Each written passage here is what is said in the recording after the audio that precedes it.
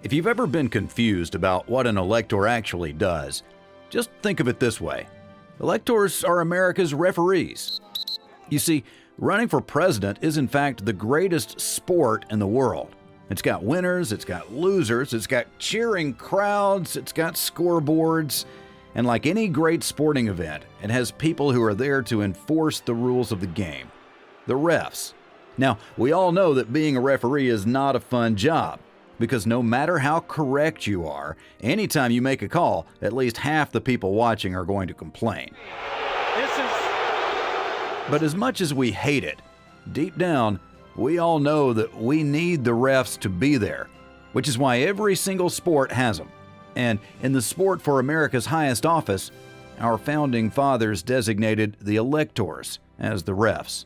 You see, our founding fathers were as wise as they were headstrong. They built protections, like the Second Amendment and the Electoral College, into the foundations of America to prevent tyranny. The Founding Fathers granted the electors the power to cast their votes for the person they thought most worthy of the office of president, because they had faith in the collective wisdom of dedicated patriots who would always keep the good of the country in their hearts. So on top of the Electoral College, Alexander Hamilton laid down 3 simple rules for electors to follow. 1. Make sure the person who will become president is qualified. 2. Make sure we don't elect a smooth-talking popular dictator who is good at getting people riled up with hatred. 3. Be 100% certain our president and election was free from foreign influence. And if the electors think even one of these 3 cardinal rules has been broken by the man the people chose to be president, their job is to blow the whistle, no matter what. So what does this mean in today's America?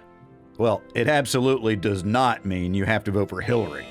It simply means that if an elector believes that Donald J. Trump is not qualified or is not free from foreign influence, then it is their duty to vote for someone else. It defies belief that somehow Republicans in the Senate are reluctant to either review Russian tactics or ignore them. And before you start getting all riled up that Trump is plenty qualified, when the Founding Fathers said qualified, they didn't mean what a man has done to make a living.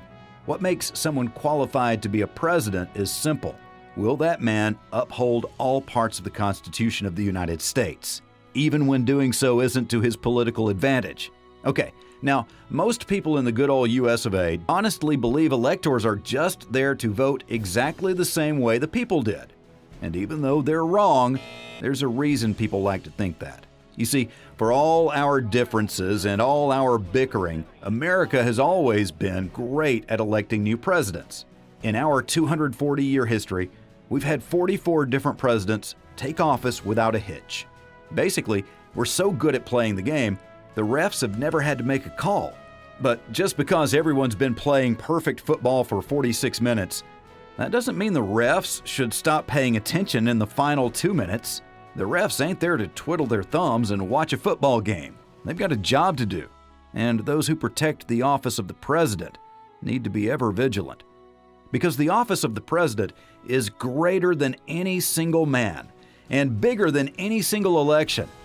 An elector's duty is to protect the integrity of the office of the American Presidency.